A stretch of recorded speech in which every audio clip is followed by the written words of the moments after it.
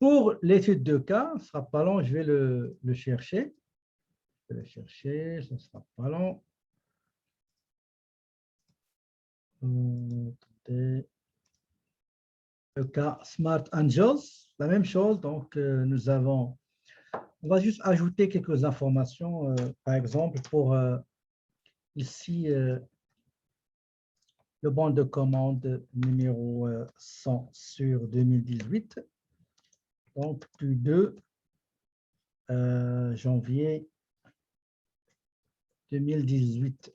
OK, ça, on va ajouter cette information. Voilà. Donc, bon de commande pour Acomba, c'est bon d'achat. On va le mettre ici, comme ça, vous n'allez pas vous perdre. Donc, bon d'achat. Ça veut dire quoi? Ça veut dire bon de commande. Okay. On va faire un petit truc là. Voilà. Donc, nous avons le fournisseur Smart Games, donc robot éducatif interactif et tablette éducatif solaire, quantité achetée, prix unitaire, montant à payer qu'on a réglé le 14 janvier, le chèque numéro 31. Maintenant, pour facture de vente au client Happy Kids, je vais ajouter une autre information. C'est commande ici, là. Nous avons commande numéro 11 2018 du 7 janvier. D'accord? On va mettre ici 7 janvier. 7 janvier 2018.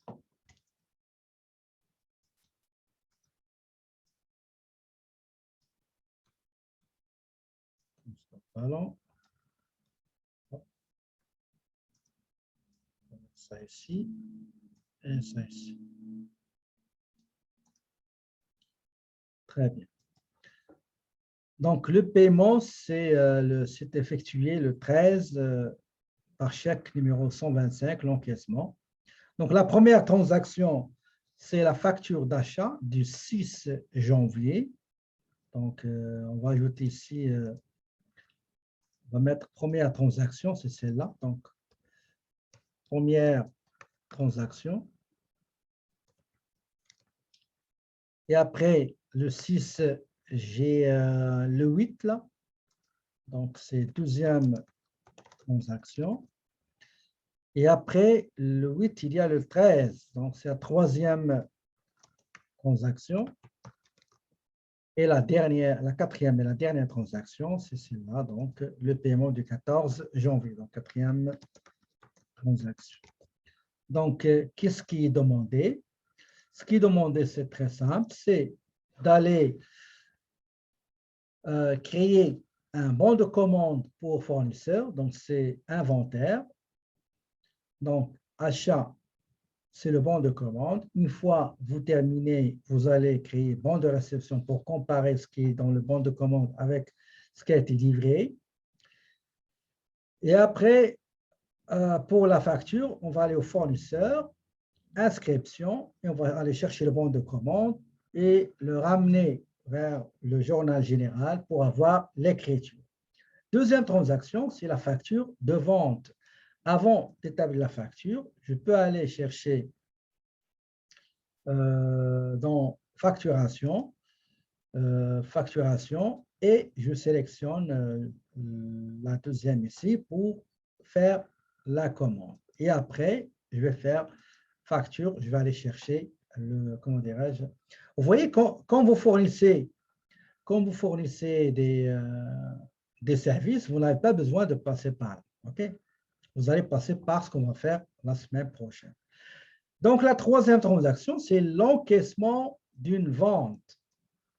L'encaissement d'une vente, comment on va l'enregistrer? C'est à travers le module client, paiement, et vous allez avoir une liste des clients, vous sélectionnez votre client, et après, on va sélectionner facture n'a encore réglé du client sélectionné. Vous mettez là, c'est sur la table, c'est très important. La dernière transaction, c'est règlement, facture, achat, donc fournisseur. Je vais aller au fournisseur, module fournisseur, paiement, je sélectionne le fournisseur et après, je saisis les informations concernant les paiements. Une fois terminé, je dois transférer manuellement les transactions avec le client et les transactions avec le fournisseur. Une fois fait, je dois fermer la période en allant pour transférer, vous allez au fournisseur, rapport hebdomadaire et vous suivez le processus qu'on a fait ensemble tantôt. Même chose pour le client, rapport journalier, transfert à la comptabilité. Pour fermer la période, je vais aller en haut ici, saisie, comptabilité, et vous allez sélectionner fin de période. OK? Donc, voilà, je vous ai présenté le cas et aussi comment le faire et on va le corriger ensemble la semaine prochaine.